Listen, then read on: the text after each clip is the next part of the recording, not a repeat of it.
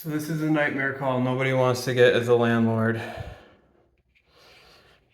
Sometime in the middle of the night. There's two options. Either there's construction going on in all these units. Either somebody hit that sprinkler head, which if I was installing it, I would have figured out a way to turn it up, not down, you know, turn it up so that, but anyways, you know, like those are up above the pipe. So either two things, somebody hit it last night and it immediately burst and showered them with water and they ran out of the building, or somebody hit it during work hours and it started leaking, you know, last night, because these have a heavy duty spring in them. That metal, when it bursts, it just blasts 8 gallons a minute water straight through that hole. So, new shower head. It's a shower head, all right. New sprinkler head installed. You can see this happened this morning. I'm here at night. When this property was first acquired, see how this one's turned up? You know? This turned up instead of down. Less chance of getting hit. And that's a glass one. I'm going to replace that with a metal one. But yeah, the water went straight down.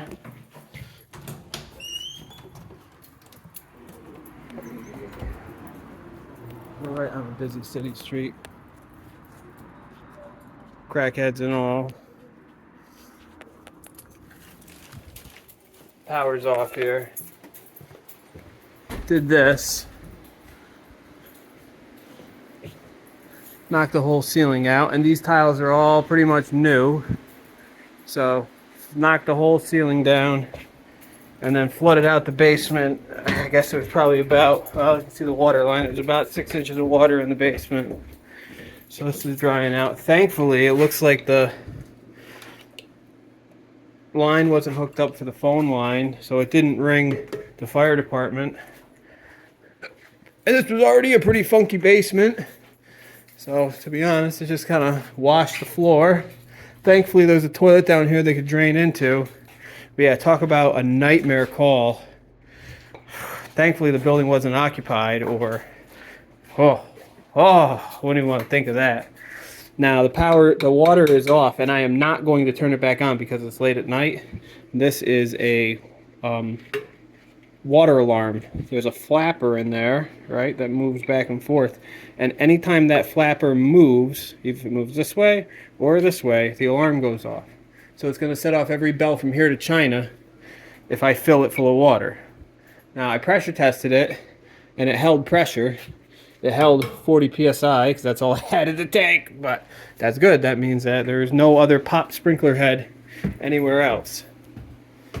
And if you look here, I always keep a spare one in the bottom of my toolbox, but they do actually have extras. These things always come up missing because they're brass. People scrap them, but they're in there, thankfully.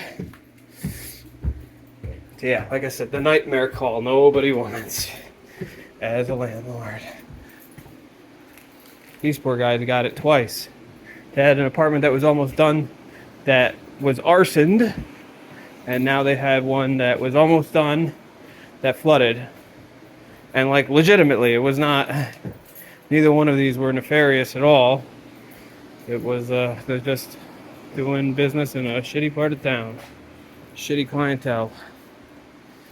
Crazy shit, man.